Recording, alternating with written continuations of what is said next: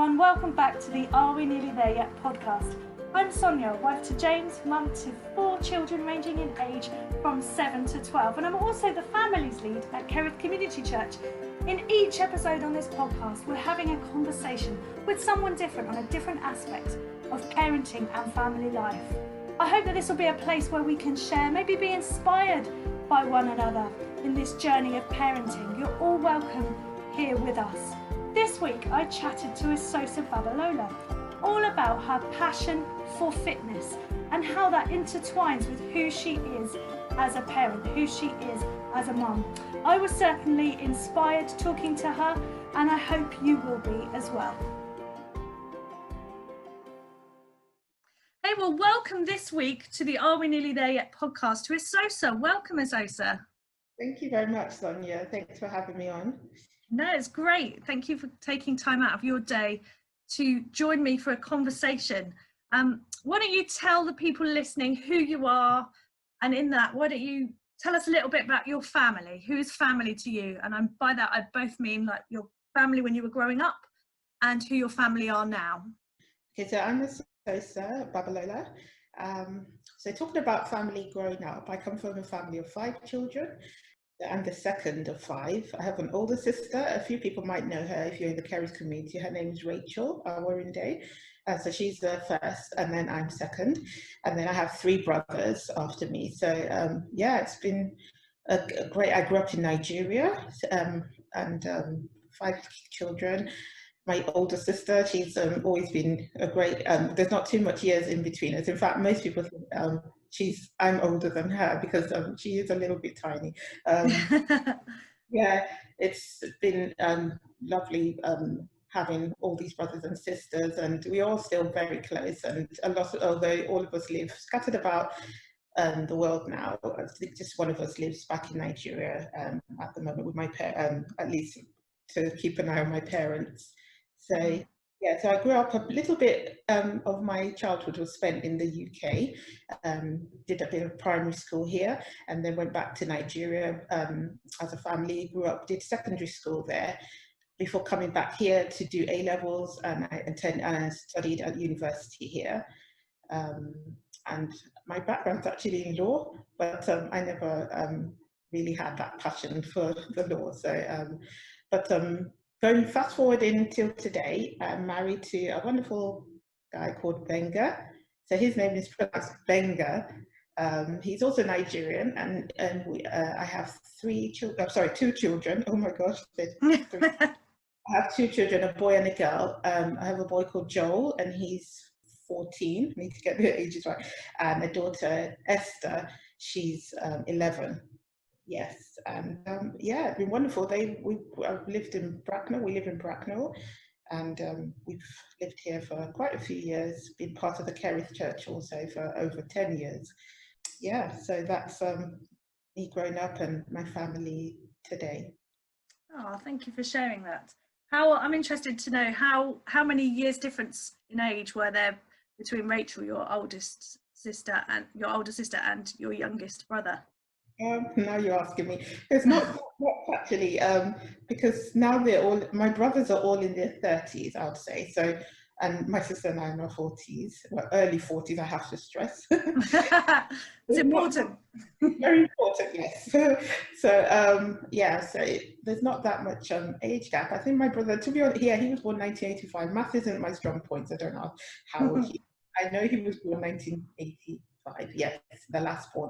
So yeah, pretty much not too much age gap between all of us, but we are very close. We used to, when we grew up, when we have memories of forming clubs together. All 5 of us would be in a club, and we reckon we were the famous 5. And we didn't have the dog, but yeah, kind of hung out together, and during the holidays, just really like doing sort of sibling choirs and things like that. Just finding our own fun. We didn't have TV or these things. Well, growing up where we were, we just sort of created lots of activities. So we were quite close. The age gap probably between each of us is about 2 or 3 years. Okay. So your parents were busy, I expect. Yeah, they were quite busy. So. Cool. So Do you work outside the home or? Yes, I work in education, so Mhm. I'm on holiday at the moment, which is lovely because you get the obviously the half terms, the summer holidays. So I work in a boarding school in learning support where I help children who have issues, difficulties with certain subjects, just to give them extra top up with their learning and to support teachers as well within the classroom. And yeah, that's really what I do, and I do like it because there's that nice balance I have. Unfortunately, I have the balance of being able to sort of close the day and come home and not really have the workload, too much workload, and Yeah. have the same holidays as my kids. So, Yeah, that's really useful, isn't it? yeah, yeah. So I know that you are someone who has a real passion for fitness. You have like a fitness themed Instagram account, don't you? And I stumbled across that recently and was really inspired by the way that, yes, you're a busy mum, you're a busy wife, but you're also managing to fit in all of this fitness. I'm really interested in finding out where that passion came from. Tell us a little bit about how that came about. Well, I was never a sporty child growing up, so people think, oh, I've always been, somebody who's into sports or fitness. That wasn't me at all. I could barely run or do. I mean, I don't have a sport that I was good at. I was just kind of coasting along. But my passion, I'll say in my early 20s, I did attend a gym to lose weight, what you just do. I mean, I was about to get married and I thought, oh, I need to fit into my wedding dress. So those are my memories of sort of joining a gym about age 24, 25 and doing some workouts and then sort of having a goal in mind and thinking, oh, I just need to fit into this dress. I'll say my passion for fitness started after I had my son. We just moved to Bracknell and I did, after having him, I did put on quite a lot of weight and I didn't recognize myself. And I think it wasn't just the weight I'd put on, the fact that I'd lost mobility as well. Like I suffered with a lot of backache and my posture really changed after having my son and just lacked energy, just always had fatigue and I didn't like that version of me. I really just wanted to feel, energized and strong again. So I started by putting him in the buggy and walking around Bracknell. I remember, we just go for long walks and for me, that was just the easiest thing to do while my husband was away at work. I'll just go for a walk, pop in the buggy and just walk and walk. And so that's what started me. I started to see results and feel good about myself. And then I started to explore, okay, I do like the way, I feel. And then I started with DVDs at home. And I remember, yes, I purchased quite a few DVDs, Davina McCall and Yes, classic.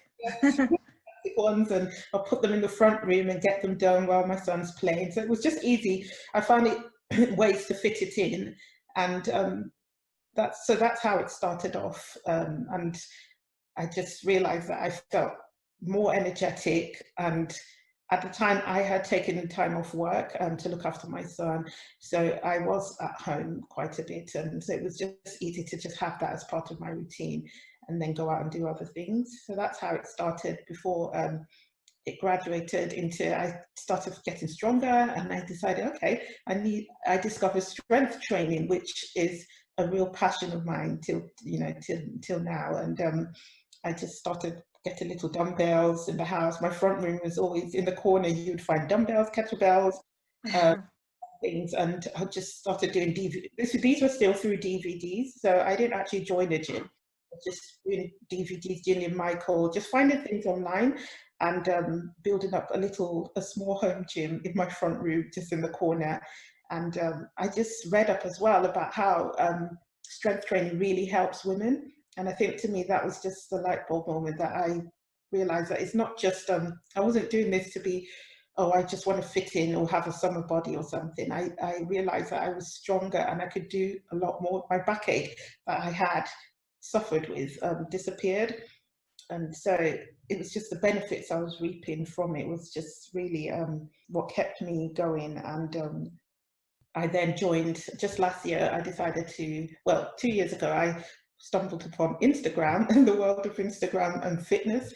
And I found a workout I was doing at the time, a group of ladies were doing that same workout and just used to post daily that they've completed the workout. And so that was a form of accountability, which I decided to start doing. So I set up my Instagram account called Strong Fit Ruthie. My middle name is Ruth, by the way, and so a few people know me as Ruth or Esosa. So Strong Fit Ruthie started up, and I just used to post my workouts on there when it's done, and you get the ladies all say, well done, or, you know, you can see other people who've done the same workouts as you, and they were quite hard. So it was nice to know that you weren't suffering alone. You could see other ladies in the community, and we all use the same hashtag to sort of, you know, find ourselves. So it was nice doing that for about a year. I did that. And then after that, I decided because when you're working with strength training, you're working with weights, so you have to keep challenging yourself. And I found doing it at home, sometimes you can, you know, take on a little bit more than you're comfortable with, and you can get injured if you don't do it with correct form. So it was only then that I thought about joining a gym, and I was really conscious about gyms, because I know not a lot of ladies don't like going into gyms, because you just find maybe all sorts of people there, you feel self-conscious and things like that, and I wasn't confident enough to go into commercial gyms. But so I did some research, and I found a local gym in Bracknell called Best Life Basics, and it was just for women only, and it's just a really small gym, just a handful of ladies. And yeah, I joined that. And the coach there, called Marla, she's really good. She was very good at checking my form and making sure I was doing the workouts correctly. And so I did. So I've been doing that along with working out at home and just having that passion. And I also do running. And so there are a group of ladies in Kerith Church who I run with. So not just strength training. I found that sometimes you need to do workout with community, with other people, and I found that running was something that I also enjoyed doing with others. So I use it as a time to catch up with these girls, and I still do that till today. Once or twice a week we go running in Swindley Forest or just locally, and nothing serious. I'm not a fast runner anyway. I'm just moving, and just, you know, another way of getting outdoors, especially during the lockdown.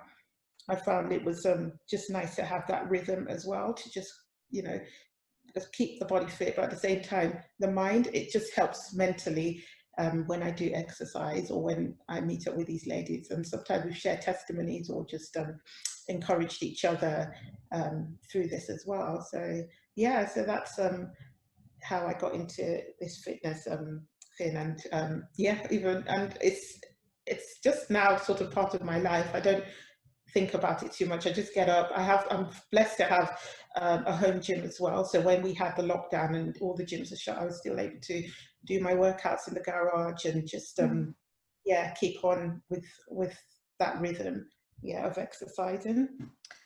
That's really interesting. Like, so if you started when Joel was a baby, like as you said, by walking around the streets, yeah, pushing him in a buggy, he's now 14, you said.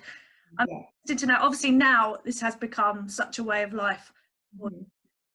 What about those of us who, for maybe it isn't so much a way of life? Disclosure, I've on and off over the years started on new fitness regimes every once in a while, and then I don't really have the staying power for it, I've discovered. So, but I love the way you talk about it, and I love the way for you there seems like there was a shift between that kind of, oh, I want to fit into this dress, to actually, no, this is about being strong, about being, and not just in your body, but in your mind as well. And I imagine there's a lot of maybe new mums, maybe slightly older, not so new mums like myself, and dads as well, who maybe kind of struggle to actually keep the consistency of something like that in their life. I mean, how do you balance it all? Like, you work, you're a wife, you're a mum, spending daily time with God, and also fitness is a priority for you. What is someone like me who has been more inconsistent with it over the years? How would you inspire somebody like myself to start it and stick at it?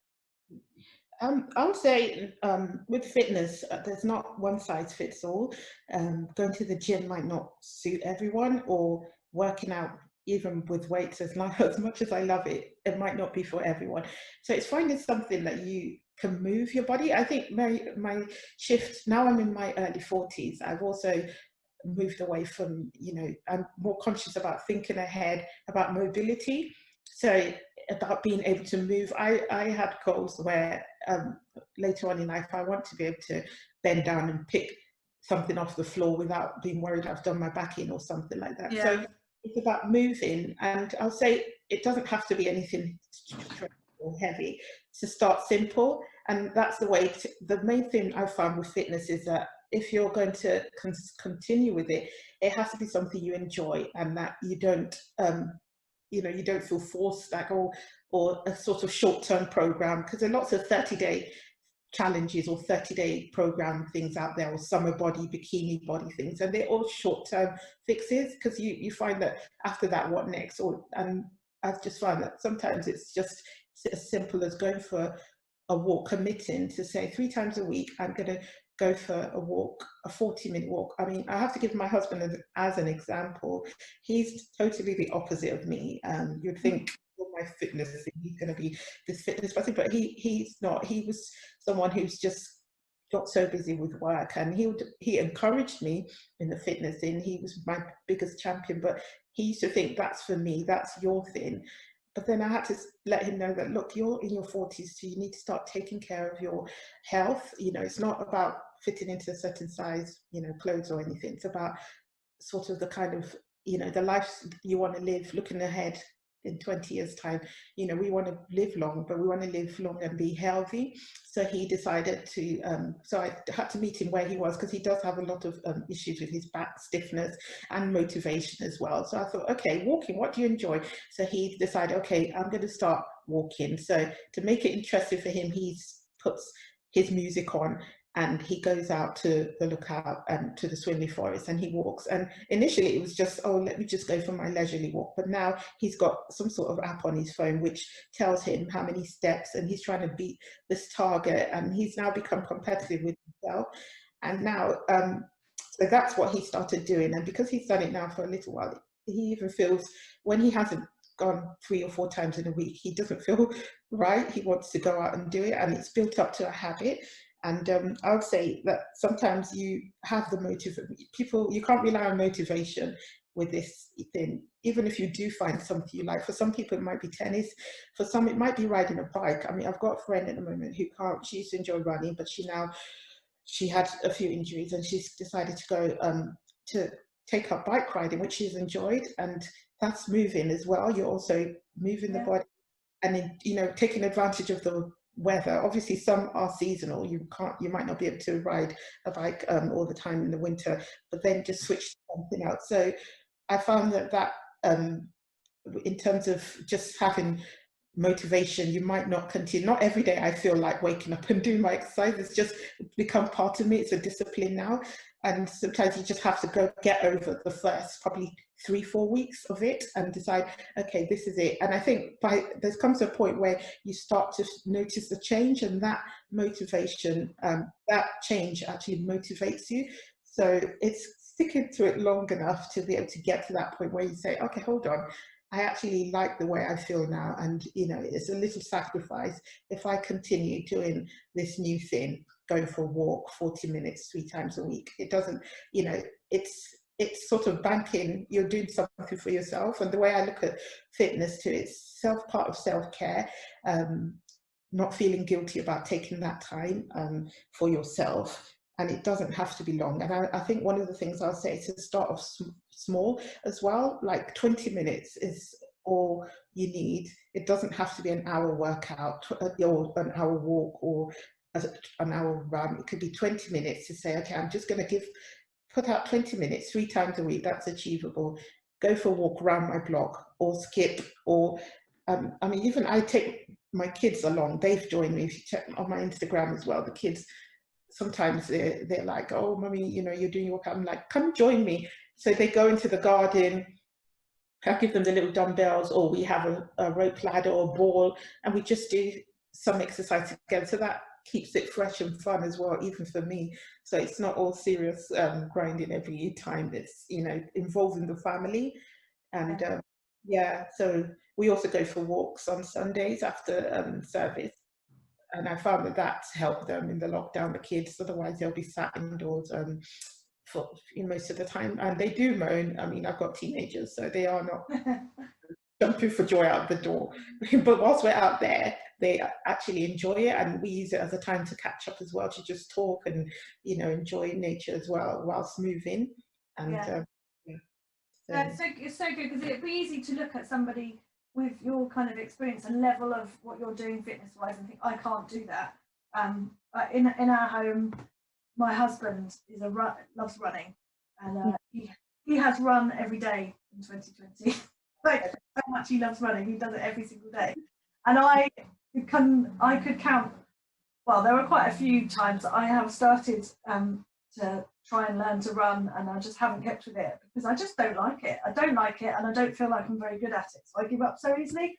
But hearing what you say about, well, then don't put that pressure on yourself to go and run a marathon or run a 10k. Like, just go and enjoy a walk, like your husband's doing. Just go and do that, and move your body in a way.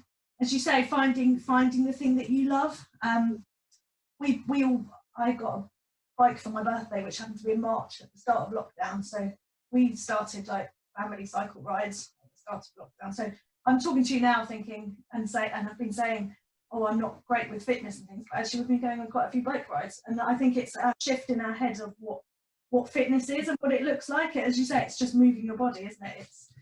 It doesn't have to be like full on, I'm entering a competition to see how many weights I can lift. It can be something different to that, can't it? I'm interested to know how it's like keeping and prioritizing this space for yourself to move your body, to strengthen your mind and your body. How does that aid you as a mum, as a parent? How has that like benefited you? What does that give you? Okay. I would say it's really been a big, tremendous change for me. Even my mum can testify to this, that because she was there when I started at the beginning, when I had my son and we'd moved to Bracknell, and I was just a new mum, had just had him. She was there to help me, and I just lacked so much confidence in this whole thing. I was obviously trying to be, a good mom to him, and I found that I was just really just always tired, just didn't feel confident at all. Didn't think I could do anything. At the time, I was just on I was on leave from work, on maternity leave, and I was working in the city at the time. So I was back in Bracknell in a new place. So there was lots of things, and even when I did start doing the walk-in initially and all that, I would say that I was a different person. I mean, now fast forward 10 years, 11 or 12 years actually, since I've actually been working out or in prioritizing fitness for myself. I've found that I'm just a lot more confident, and I changed careers since then. I've been able to inspire a lot of ladies in my group as well, like ladies I've come across in terms of also looking after themselves. And even as a mum, just I think it's having that time, knowing that I've given some time for myself. I would say it's directly translated into, being a better mum, having the energy for my kids. I have my son, who's a very lively boy, and I believe that, I could have just been curled up, just, I don't know, I just feel that I've been able to be more present, just knowing that, okay, there is another side to me. I'm not just mum. I've also got that side to me, which I could express myself in, and that my space. And then I could fully be present for the kids as well after I'd done sort of done my workout, or I know that I have that time later for myself. So it was almost like I've ring-fenced that time for me, and that made me not feel resentful that, oh, I'm just there. Because especially at the times when I didn't have a job and I was a stay-at-home looking after my kids, it just made me feel more, it was part of what made me feel, obviously my kids make me feel fulfilled, but there could be a little resentment that, oh, look at you, what else do you have about you, that you're just there looking after the children, which is totally honorable. But I just felt, you know, working out as well just made me realize that, you know, I can be strong. I can, you know, do things, you know, my body is capable of doing, you know, even though I birth children, I can, my body, it doesn't mean that I just have to sit down there and just, you know, I can be strong, I can have energy. So I would say that helped me a lot, and even increased my confidence that if I can do this, then I can do so many other things. And I always, you know, the consistency of working out always reminds me that I'm seeing myself get stronger, also reminding me of my faith. And it's a direct correlation that if I read my Bible and I pray, look, you know, it's a muscle, you strengthen it as well. You strengthen it with God. So working out reminds me of that all the time, that I mustn't only prioritize this physical body. I must also make sure that my spiritual body, my spiritual self is being strengthened. So that has always helped me to keep that balance, so that I'm not just sort of like all about being strong on the inside. Sorry, on the outside. I also want to be a strong Christian in the inside as well, and then mentally. So it's like everything goes in hand, that I found that sometimes a workout just perks me up. When I've been feeling a bit low, I just think, okay, I'm just going to go to the gym, to my garage gym, and just do a short workout, and then I feel loads better afterwards. So that's the mental part of it, that it's helped me in, and the discipline required to just keep going when I've, you know, that there's that sense of accomplishment at the end of the week. I think, okay, I've been able to do this. I've woken up, done my exercise 3, 4, 5 times a week, you know, and so I'm not rubbish. I can stick to something. So that's helped me to even other areas where I've, you know, I've had to help my daughter when she did the 11 plus last year, and you know, we all went through it. It was like we were all doing the 11 plus, and you know, just having to keep showing her that, listen, we're not going to give up, you know. So the mental strength that I had to give to her as well. So I would say it's definitely helped me in terms of motherhood. And the other aspect is, you know, it's never, I think there was a point, obviously we are women and we all want to look nice and fit into a bikini for summer, or size 10, 12 or whatever. But I have to say, it has evolved for me past that now. Every woman has a different body type. We're all different and we're all beautiful in the way God made us. It might sound like a cliche, but working out has helped me realize that even more. I mean, I work out quite a lot and I know my body type. I'm never going to be a size 8 or even probably a 10. I love my food. Disclaimer here, I love bread, absolutely love bread, and pick that up, you know, for anything. And I don't work out to try and stay a certain size, or to try and, you know, compensate for how I eat. Because I work out, I love the way I feel, but at the same time, I do also understand the way my body is. Genetically, I'm built a certain way, and I'm never going to be skinny, but I can be the best version of myself. And that's what I strive for, that, you know, the best version of myself, you know, I'm not aspiring to be anything, you know, that the world sort of portrays. And being on social media as well, the fact that I have an account on Instagram shows me, you know, I see people there with 6 packs, or, you know, looking really good. And, you know, you do have moments of where you're human and you think, oh, you know, I want to, you know, I wish my body could be. But then at the same time, I just realized, you know, it's made me come to the realization that, you know, we are all different and we're all working hard and we can all be beautiful. So I do, if you look at my videos on my Instagram page, I don't put filters there. It's what you see. I have cellulite on my thighs, whatever, you know,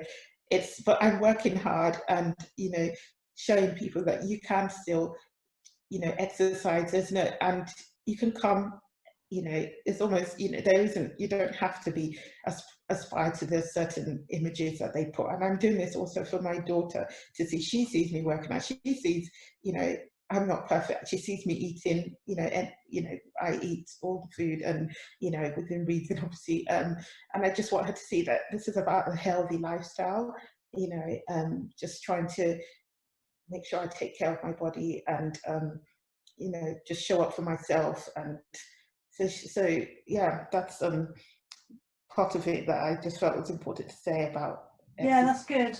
I was going to ask you about that actually, because yeah, I know that like personally, I'm still very much on a journey of kind of in between different kind of I'm knowing I'm fearfully and wonderfully made, knowing that God looks on the inside, man looks on the outside, God looks on the inside, not trying to conform to those kind of, I'm not a thin lady, like I know that I'm not as definitely not as healthy as I could be, but then also wanting to know that actually like God's gifted me this life and this body and wanting to treat it as well as it, Yeah.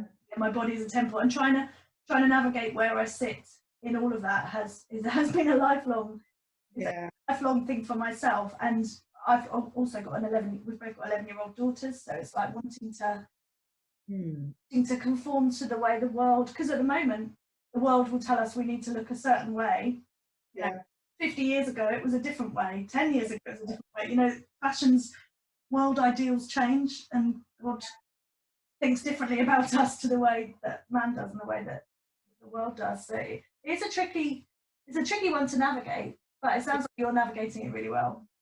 And I think it's just having that balanced view to it, but because it's true, the world will say something, the next time it's going to be some other thing that's trendy, and you just can't follow these things. You just have to think, listen, I'm going to just be balanced in it, to say I'm not going to be extreme. And like I said, you can just start off with something. It doesn't have to be a gym, or it doesn't have to be anything, strenuous. It can be just very simple. Just say, okay, I'm going for walking. It's free. It's available for everyone, and hopefully we can all do it.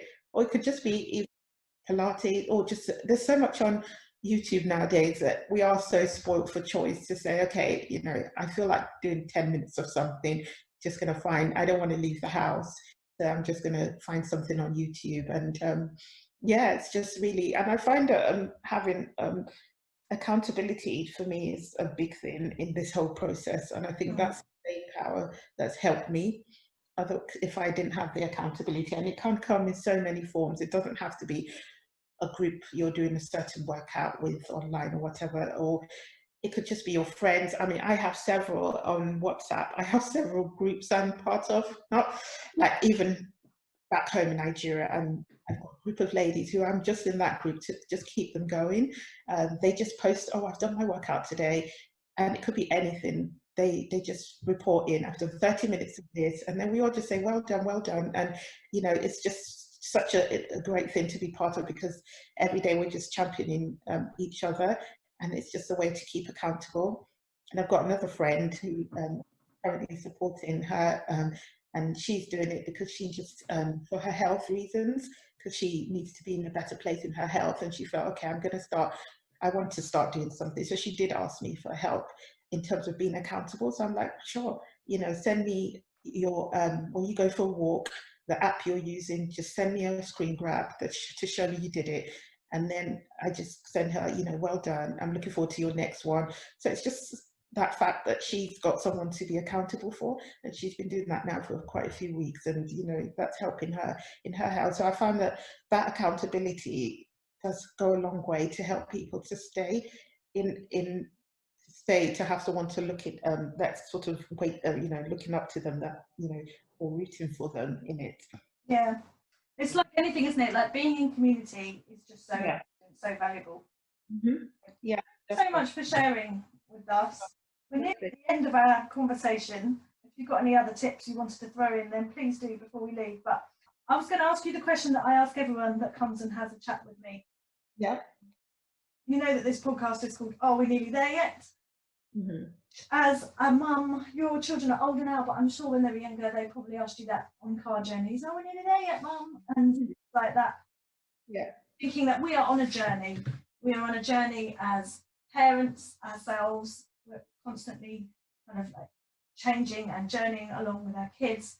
And I'm just wondering if you could look back at when you first became a parent, what essential items would you take with you on the journey that maybe you didn't back then? What essential items would you take? I'd say the first thing is I'd say take one, and my items are abstract, by the way, not actual items. No, that's fine. That's great. I'll say take one day at a time. Looking back now, where from where I was to where today I am, I'd say I look too much ahead into the future. I had so much fears and worries once I had my children, especially my son. When he was 3, he had a diagnosis which, you know, made for sort of a bleak future from my point.